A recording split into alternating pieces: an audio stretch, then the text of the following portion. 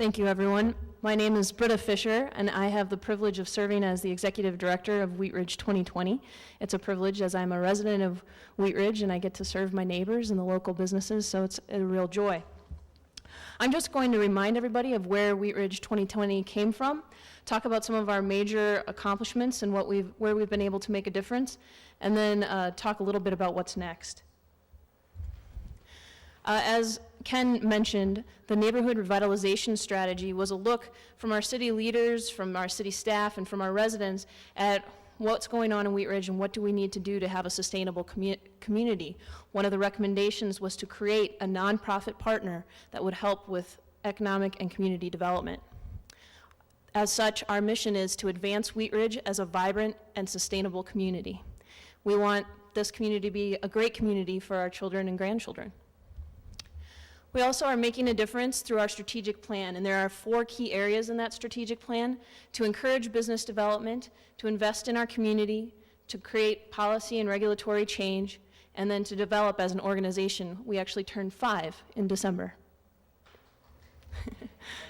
Can you believe it was that long ago already? All right, so first we want to encourage business development, and there are several ways that we do that. One of them is our low-interest Building Up Business Loan Program. Many of you are familiar with the Crest Kitchen and Bath. They got a low-interest loan from us that helped to finance their improvements, and I think we would all agree that is a pretty good improvement. There was also the Keeping Up with the Joneses effect of our neighbors to their Dairy Queen saying, oh, we need to look a little bit better too, and they were one of our loan recipients as well. As was Lucky Pony Properties, which is the current home of Dragonfly. We are also partnered with the Wheat Ridge Business District. I won't steal Terry's thunder, but we manage the application process since that is an all-volunteer organization. One of the things that we have to do in Wheat Ridge is establish identity. And so this was a partnership between the city of Wheat Ridge and Wheat Ridge 2020. We actually paid for the design for this sign, and then the city financed this through the hotel district. We have to remind people that they're not just driving through an area, they're here in Wheat Ridge, and really create that brand. And I think that's something we've all been working on together, and it's been very successful. But that leads to more positioning. We need to showcase the sites that we have. Some of them have some different issues that we need to address.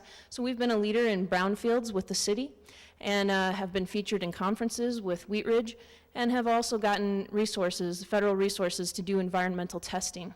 And all of this helps to lead to conversations for land assemblage. Land banking, also some time ago, Wheat Ridge 2020 was the original organization that put options on the land at 44th and Wadsworth, 2 of the parcels that are now the 3 parcels that Urban Renewal, or Renewal Wheat Ridge owns. We also this year did a 38th Avenue study funded by the Department of Local Affairs with Downtown Colorado Incorporated. And 38th Avenue is a strategic plan item for the city and a major item for Wheat Ridge 2020 as well. And this looked at all sorts of strategies and the market conditions at 38th and what we need to do in that corridor. We also have some fun. We have some great dining options here in Wheat Ridge, and we need to tell people about them. The NRS stated that we have over $10 million a year in leakage of sales tax revenue from our residents eating elsewhere. So we need to let them know where they can go in Wheat Ridge for good food and some liquor as well. So what's the kind of value that we add? I'm going to go through this in the next section on community investment, but here are a few numbers for you. $440,000 in property loans have generated over $1 million in property development. So our business loans and our home loans have been a successful program. Also, the first 10 homes that we developed that were owned by Wheat Ridge 2020, we've also developed several in partnership. We saw the property values increase almost $1 million on those homes, just 10 homes. So let's talk a little bit about our community investment and what we've done. I'll make this as brief as I can, but we have touched 20 residential units and 1 commercial unit, and invested more than $2.3 million in property development. Denise Waddell is passing out a sheet that shows the visual history. On one side you see the befores, and on the other side you see the afters of those properties. Our newest program, which Denise is handing out another sheet on is the Neighborhood Stabilization Program.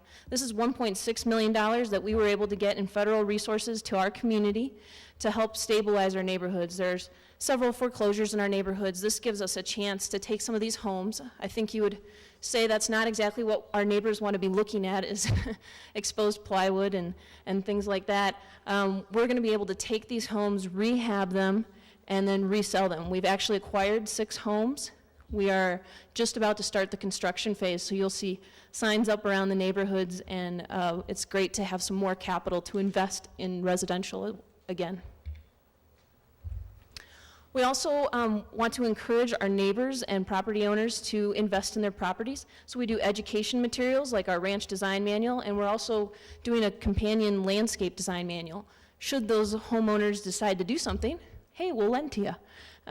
We have a low interest loan program similar to our business loan program for homeowners between Sheridan and Wadsworth.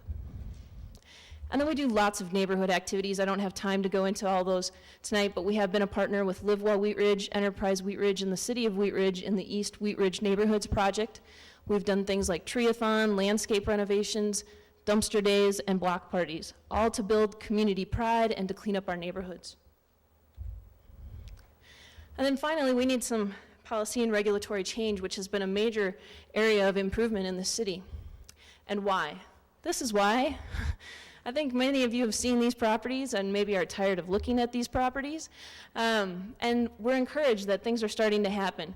Now, a lot of this has to do with market conditions. It's not all about policy and regulatory change, but we want Wheat Ridge to be positioned to take advantage of when the market conditions change and be a place that investors feel comfortable taking their money and their investment and building their businesses. So I think all the things that Ken has already talked about are wonderful strides, including, of course, Envision Wheat Ridge, the comprehensive plan that was a great start to all of that, encompassing many of the studies that have already gone on. 2A and 2B, we're passionate about that at Wheat Ridge 2020. That helped us restore some property rights and also increase height and density in urban renewal areas, which I think is wonderful for attracting potential investment. And we do, again, more community education, lots of events that help us set the stage so that citizens understand, why do we need to make these changes? What are the right environments for investment and development and having a sustainable community? So what's next? As I said, we're in the middle of a lot of property development right now. The 38th Avenue plan, we have to look at how we implement that. I think that's going to be a major takeaway from this Connecting the Dots Summit, as well as the strategic plan of the city and economic development. How are we going to move forward with 38th? And then we've done several other projects in the neighborhoods, and we'll continue to do our loans and investments. So to wrap it up about Wheat Ridge 2020, we have 3 full-time equivalents, 2 full-time staff, 2 part-time staff. We were just told by the county that we are the top team for implementing the Neighborhood Stabilization Program. They're very pleased with our results, as is the state. So we're very pleased to bring that investment to Wheat Ridge. We have a great team. And we also have some in-kind staff that we oversee. We're at 38th and Marshall, right in the middle of 38th Avenue. And we get funded through initial capital from the city. We are getting some income from the current contract for the Neighborhood Stabilization Program.